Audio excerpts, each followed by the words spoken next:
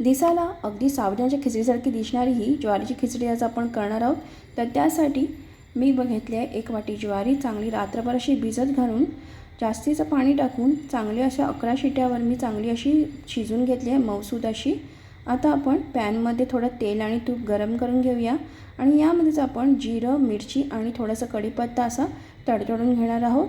तर आपण साबुदाण्याच्या खिचडीला जसा शेंगदाण्याचा कूट घालतो तोही इकडे मी घालते आहे। तर चांगलं असं मिक्सअप झाल्यावर जी शिजलेली आपली ज्वारी आहे ती मिक्सअप करून घेऊया।